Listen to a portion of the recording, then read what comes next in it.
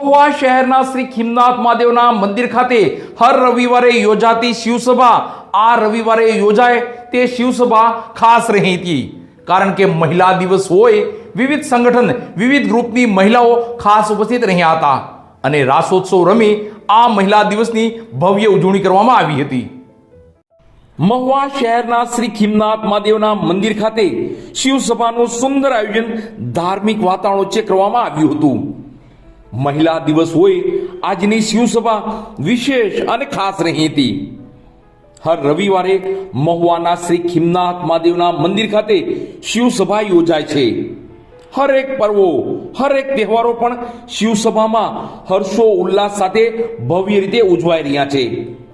ત્યારે આજની શિવસભામાં આંતરરાષ્ટ્રીય મહિલા દિવસની ભવ્ય ઉજવણી કરવામાં આવી હતી, જેમાં વિવિધ ગ્રુપો અને વિવિધ સંસ્થાની મહિલાઓ શિવસભામાં આવી તમામ શિવસભાના બાળકોને પ્રોત્સાહિત કરી અને રાસ ગરબાની રમઝટ બોલાવી આંતરરાષ્ટ્રીય મહિલા દિવસની ઉજવણી કરવામાં આવી હતી. પૂજ્ય ભગત બાપુએ પણ તમામ મહિલાઓને આંતરરાષ્ટ્રીય મહિલા દિવસની શુભકામના પાઠવી હતી. હર શિવસભામાં નિમિત્ત માત્ર મનોરથી પરિવાર દ્વારા પ્રસાદીની સુંદર વ્યવસ્થા કરાતી હોય છે. ત્યારે આજની શિવસભામાં નિમિત્ત માત્ર મનોરથી પરિવાર એવા પ્રકાશગીરી, મગનગીરી અને તેમના પરિવાર દ્વારા શિવસભાના બાળકો માટે મનભાવન પ્રસાદીની સુંદર વ્યવસ્થા કરવામાં આવી હતી.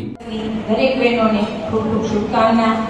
દરેકનું જીવન જે છે એ સુગંધમય, સેવામય અને ખૂબ શાંતિમય બને તેવી શ્રીનાથ દાદાના ચરણોમાં પ્રાર્થના. આપણે આંતરરાષ્ટ્રીય મહિલા દિવસ, મહિલા એટલે સ્ત્રી, એટલે આપણે એક વસ્તુ વિચારીએ કે એક આપણને જન્મ આપનાર કોણ છે, આપણને આ દુનિયા દેખાડનાર કોણ છે? તો માં શું છે? તો સ્ત્રી, મહિલા.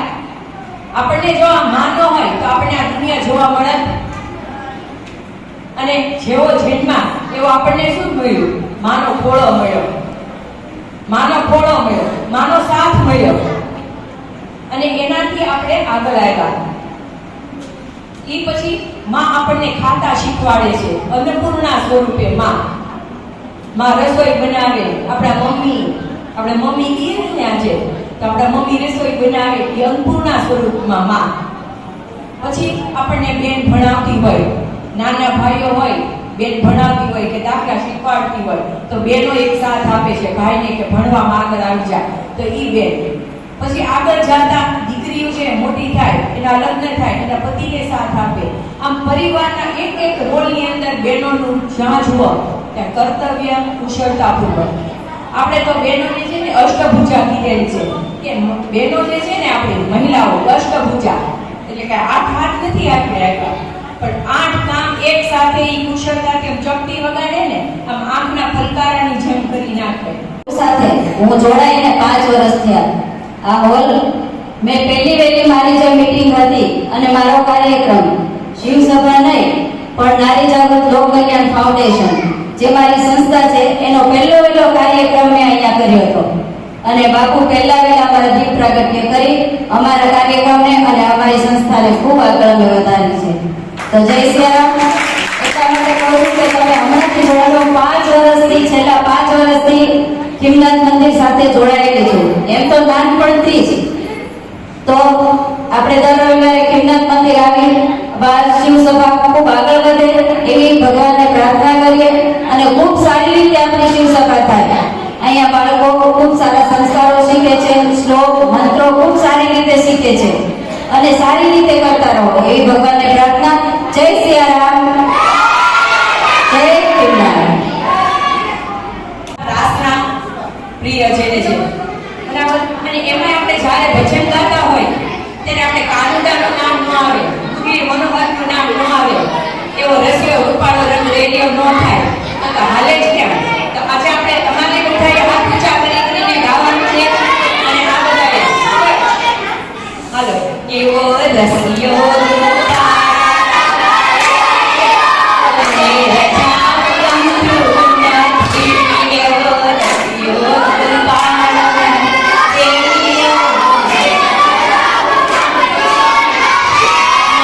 માથે છે જમના જીની હૈ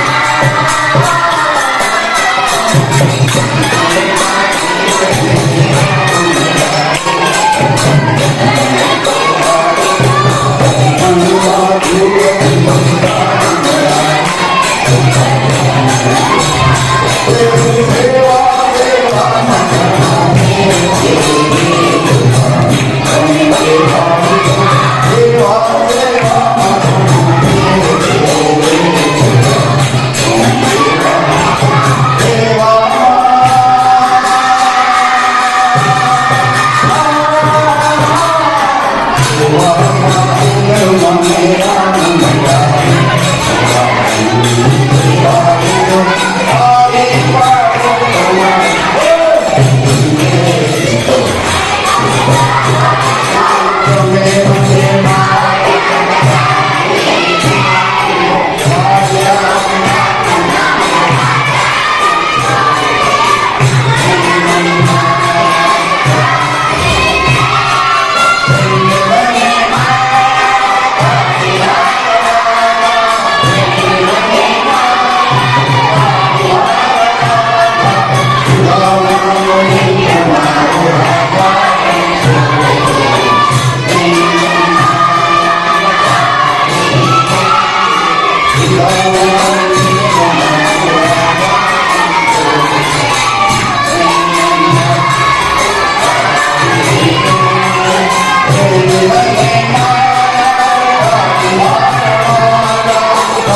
bỏ lỡ